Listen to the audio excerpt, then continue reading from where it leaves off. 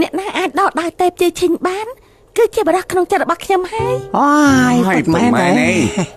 ពិតមែនទេចង់ដកដៃទេពជ័យឈិញត្រូវសម្រេចភារកិច្ច3យ៉ាងគឺប្រមូលទឹកមិនវិលវិញកុំកញ្ចក់បាយឡើងវិញនិងប្រែពិសោធន៍មករស់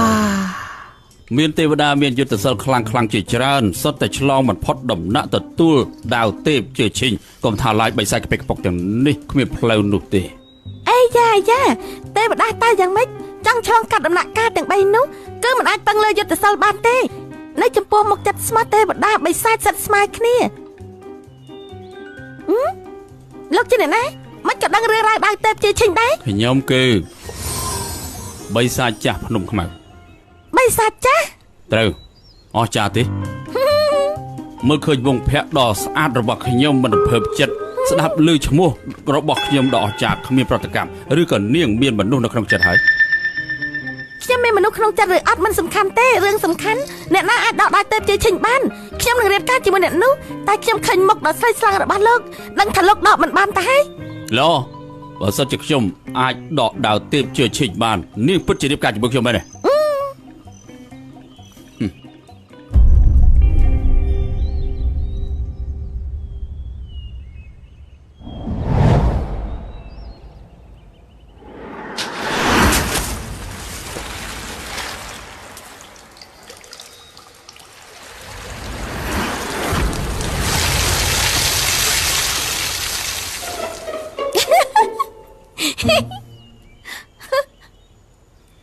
ខ្ញុំប្រាជ័យហើយស្អែកខ្ញុំមកទៀតអូចៃទៅទៅមកទៅអត់ទៅ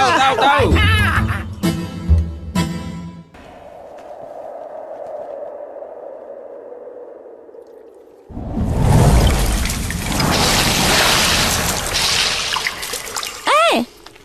សុទ្ធតែគ្មានបានការ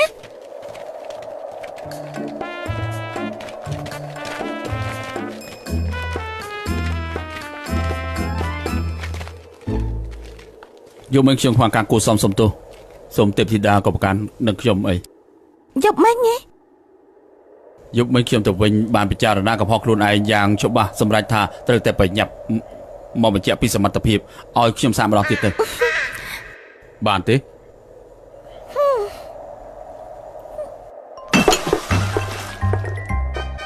មើលចុះនេះជាមធ្យោបាយប្រមូលទឹកបន្វិលវិញទឹកប្រមូលបានទឹកអស់បាទសំអាងមធ្យោបាយបែបនេះក៏ជោគជ័យដែរនោះតែទេពជ័យឈិញរបស់ខ្ញុំមិនត្រូវគេដកទុកអូយពុតមែនហើយបានជាពួកយើងប្រុសមានចិត្តស្រីមានស្នេហ៍ចាំបាច់ពិសោធន៍មុនដកដាវធ្វើអីឲ្យខ្ញុំសាក់តែម្ដងទៅសាក់ប្រុសមានចិត្តស្រីមានស្នេហ៍អ្នកណាខ្ញុំនឹងលោកទេត្រូវហើយនាងមើលនាងចុះនាងស្អាតឆ្លាតក៏ឆ្លាតស្អាតក៏ស្អាតរស់រវើកស្រោតបូតហេតុនេះឲ្យខ្ញុំស្រឡាញ់ណាស់ហើយប៉ុន្តែខ្ញុំមិនស្រឡាញ់លោកទេហេតុអីនាងមិនស្រឡាញ់ខ្ញុំមើលខ្ញុំចុះទាំងឆ្លាតទាំងសង្ហាស្លូតបូតរស់រវើកគឺចេះទេស្រឡាញ់មនុស្សម្នាក់គឺមិនត្រូវការហេតុផលមិនស្រឡាញ់មនុស្សម្នាក់រត់តែមិនត្រូវការហេតុផល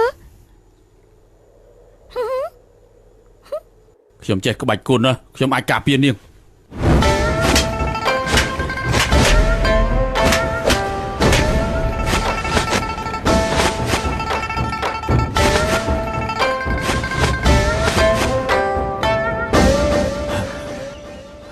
ខ្ញុំនៅចេះច្រៀងទៀត前現在過去了再不來紅紅落葉像埋塵土សុំទៅផងខ្ញុំចេះនិយាយឬក៏ប្លែងហេកាលពីដើមមកគឺមានចចកមួយក្បាលវាកើតមកមិនស៊ីសាច់ស៊ីតែមូសឪពុកម្ដាយវាគឺផ្ទះសាខ្លាំងណាស់ហើយទីបំផុតមានថ្ងៃមួយកូនចចកក៏ចេញតាមរកកូនទន្សាយឪពុកម្ដាយឃើញហើយសប្បាយចិត្តណាស់បន្ទាប់មកកូនចចកនិយាយទៅកាន់កូនទន្សាយថាឆាប់ប្រគល់ខ្ទឹមសមកខ្ញុំ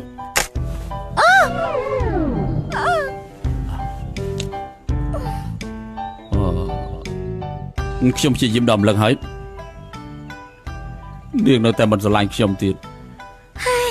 សុំតើស្រឡាញ់មនុស្សម្នាក់មិនត្រូវការហេតុផលទេ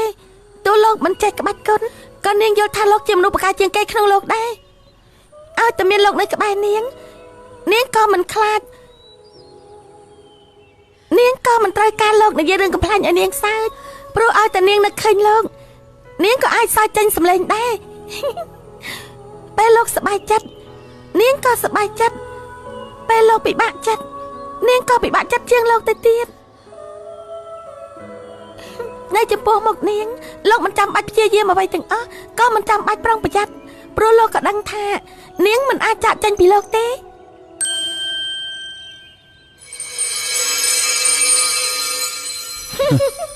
អូ